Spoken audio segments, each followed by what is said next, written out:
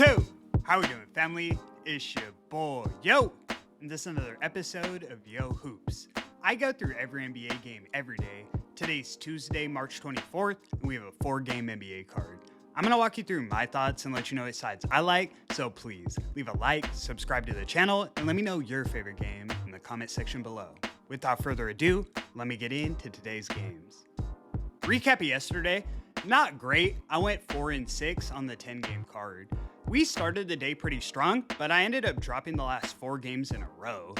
The Mavs was really the one I thought we had our best chance at winning.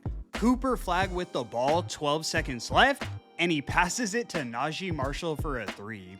Disappointing, but they did send the game into overtime, so they gave themselves a chance to win it. I'm now 88, 87, and 3 on every game played in March. It's going to be a tough stretch since certain teams are out of the playoff picture, but I'll do my best to finish March strong. Lighter card today, let's do what we do. In our first matchup of the evening, we have the Sacramento Kings in Charlotte taking on Charlotte Hornets. Hornets are minus 1,800 on the money line, and the total is 230. This is a perfect example of the types of games we've been seeing down the stretch. Of course, I expect the Hornets to get a dominant win, but any lapse in effort, and all of a sudden they win it by 16. What stands out to me is the fact that the Hornets have covered this spread in their last 3 straight meetings. 2 of those were against the Magic and the Heat, so they're definitely more than capable against the Kings. We also have to keep in mind that Charlotte's been the best team in the league from a betting perspective. They're now 43-28 against the spread on the season.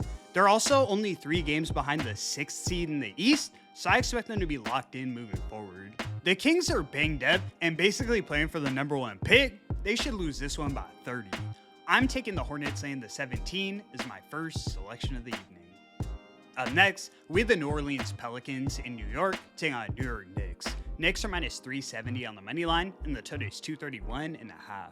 The Knicks have been outstanding at home, so I can't really take that away from them, but I see this as a more competitive matchup than 9 points. The last time we saw these 2 teams play was on December 29th of last year, so a little ways back, but the Knicks won that game 130-125 in New Orleans.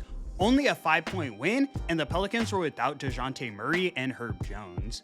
The Knicks haven't really had a tough matchup in about 2 weeks. I can see the Pels coming out hot, and New York may be completing a comeback to win it by something like 6. The Pelicans actually haven't lost a game by more than 6 in their last 9 straight meetings. Like I've been saying, these lines are getting pretty efficient, but we should be able to sneak by with the 8. I'm taking the Pelicans plus the 8.5 as my next selection of the evening.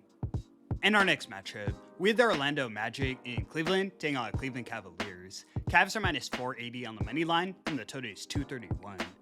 I've probably said it, 50 times? I don't trust the Magic without Franz Wagner. They're now 15-18 against the spread on the road, and they come into this one with even more injuries. Jalen Suggs, Anthony Black, and Jonathan Isaac are all ruled out. We know the lights can get bright in Cleveland, but with Harden and Donovan Mitchell playing, they should be able to get this one done by margin.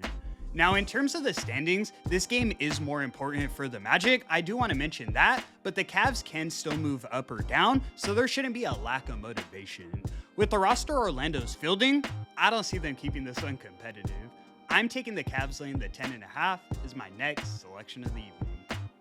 Up next, we have the Denver Nuggets in Phoenix taking on Phoenix Suns. Nuggets are minus 235 on the money line, and the total is 234.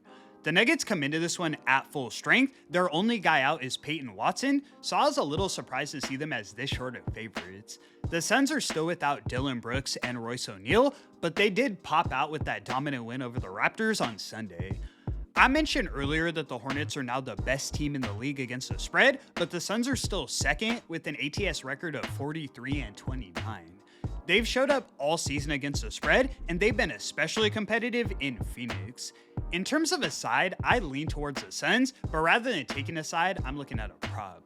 He didn't cash for us in that last game, but I have to run it back.